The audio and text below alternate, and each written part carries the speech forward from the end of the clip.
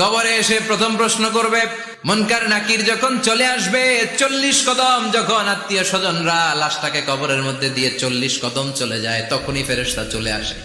এসেই পরীক্ষা শুরু, মার রব্বুক, তোর রবের নাম কি? আমরা বলবো রব্বি আল্লাহ। দ্বিতীয় প্রশ্ন, ওমা দীনুক, তোমার ধর্মের নাম কি? আমরা কি বলবো? তৃতীয় প্রশ্ন, বিশ্বনবীর চেহারা দেখিয়ে বলা হবে, আতারিফু হাদার রাজুল, এই লোকটারে চিনো নাকি? আমরা বলবো চিনি, আমাদের প্রাণের নবী। সব প্রশ্নের উত্তর তুমি পেরেছো। ফায়ুফসাহু লাহু কবরুহু 70 যিরান, আপনার কবরটারে 70 হাত লম্বা করে দেয়া হবে। ওয়ায়ুফতাহু লাহু বাবুন ইলাল জান্নাহ, আপনার কবর থেকে জান্নাতের দিকে দরজা খুলে দেয়া হবে। ওয়ায়ুলবাসু মিন লিবাসি আহলিল জান্নাহ, জান্নাতের 2টা রেশমি কাপড়ের পোশাক এনে আপনারে পরিয়ে দেয়া হবে। আর বলা হবে, নাম কানাউমিল আরুস, ঘুমাও। তোমাকে লম্বা সময় পাড়ে দিতে হবে, ঘুমাও। কানাউমিল আরুস, যেমনি